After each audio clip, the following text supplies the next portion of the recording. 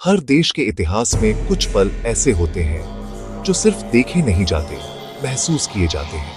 13 दिसंबर 2001 वो तारीख जब दिल्ली की हवा में ठंड थी, लेकिन संसद के आसमान में तूफान छुपा हुआ था। कुछ ही मिनटों में चुप्पी चीखों में बदलने वाली थी। मैं हूं इंस्पायर एवरी स्टेप, और आज हम आपको लेकर चलेंगे उस रात में जहां लोकतंत्र पर हमला हुआ था। 13 दिसंबर 2001 की ठंडी दिल्ली की शाम।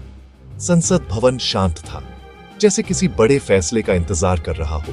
कोई नहीं जानता था कि कुछ मिनट बाद वही संसद, जिसे लोकतंत्र का मंदिर कहा जाता है, गोलियों और धमाकों की आवाज से गूंज उठेगी। एक काले रंग की स्कॉर्पियो धीरे धीरे गेट के पास पहुंची, बिना शोर, बिना जल्दबाजी, लेकिन उसके भीतर मौत की सांसें भरी हुई थीं। 18:25 पर पहला धमाका हुआ और फिर गोलियों की बौछार।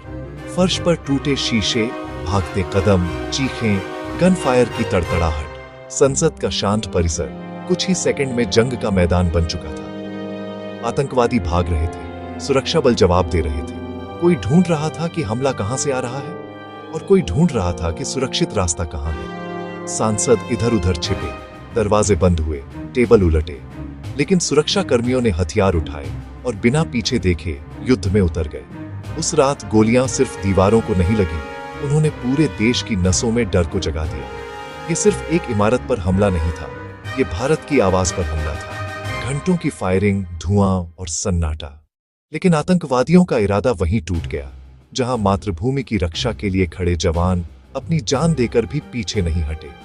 सुबह हुई तो संसद खड़ी थी, जैसे कह रही हो, हमला हो सकता है, चोट लग सकती है, लेकिन लोकतंत्र कभी नहीं झुकता।